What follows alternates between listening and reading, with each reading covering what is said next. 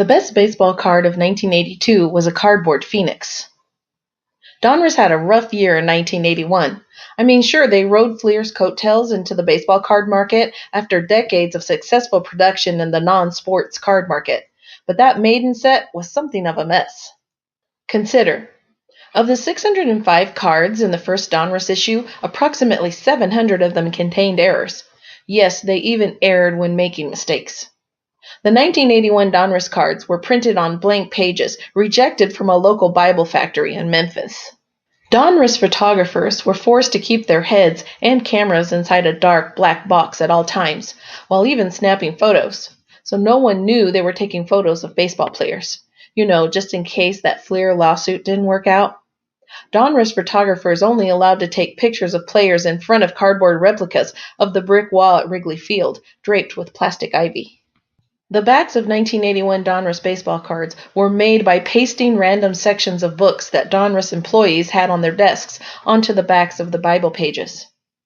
Every stick of gum inserted into 1981 Donruss wax packs immediately melted at the atomic level, with the card on top of the pack. That card was always your favorite player, and you always ripped off his face trying to salvage the card and the gum. See, it was tough. The consider facts previously stated were plucked from thin air and maybe only partially or nominally true. If Topps and Fleer hadn't produced Blah sets, Donruss might not have rebounded. Tough all around. On the field, 1981 was a tough year for Carl Yastrzemski. For starters, he was 84 years old when the Boston Red Sox broke spring training, and he only managed to make it into 105 games in 1980, and 49 of those were as the designated hitter. In 412 plate appearances, Yaz still managed to hit 15 home runs, but his .275 average was a drag to his lifetime rate, which slipped to .288. Never blazingly fast, the Boston legend had managed to swipe 23 bases in 1970, and he had a career high of 9 triples in 1964. His combined stolen bases and 3 baggers dropped to just 1, a triple, in 1980 though, and it was thrown out in his only 2 stolen base attempts. The 1981 season picked up pretty much where the 1980 campaign had ended, and by the time the player strike ripped through the sport in June, Yaz was sitting at .234 with just 3 dingers. He was fading fast and looked almost frail at times when you'd catch a glimpse of him on This Week in Baseball or the nightly news. The only question seemed to be whether or not Yaz would come back when and if the rest of Major League Baseball did. Well, he did come back. Whether the strike helped him catch his breath or gave him the added appreciation for his status as an elder statesman of the game, or whether these things just even out over a long season, even a strike-shortened one.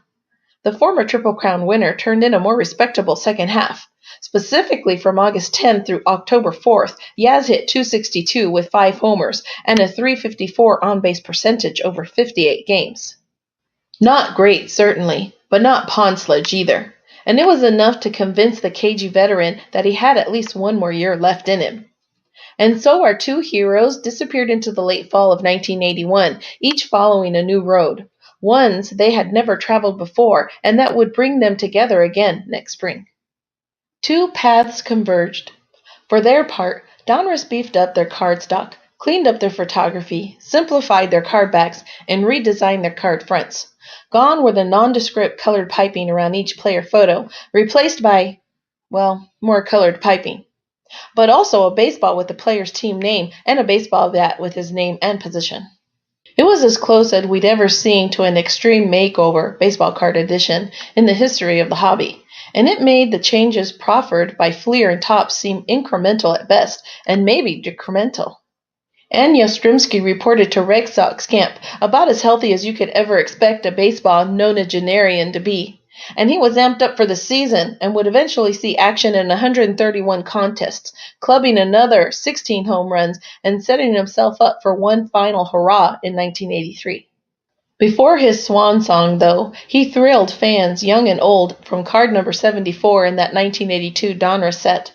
There was Yaz, as old as Fenway Park itself, dragging his bat through the zone for a bunt, and his feet were already moving towards the base. If you squeeze your eyes tight and focus on the picture you just seen, this card would make you believe that your hero could fly. That he was still young and would be there as long as you wanted, season after season after season. Jockeying for greatness. So is this the best baseball card issued in 1982? That's a tough call. It was a transition year for me as I acquired a few cards but didn't really collect. That makes me lucky because all these years later, many of the 1982s still seem fresh and exciting to me. And there are some great offerings. The Topps Cal Ripken rookie cards are iconic. The Topps traded Reggie Jackson makes you smile.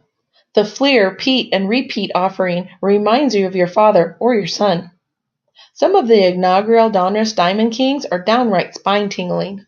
But man, if you want proof that it's not just possible, but okay to relive the good old days, whatever those might be for you, and to do it with grace, class, and beauty, well then it's hard to beat the 1982 Donruss Carl Yastrzemski card. Like our video? Then like our video and subscribe to our channel. WaxPackGods.com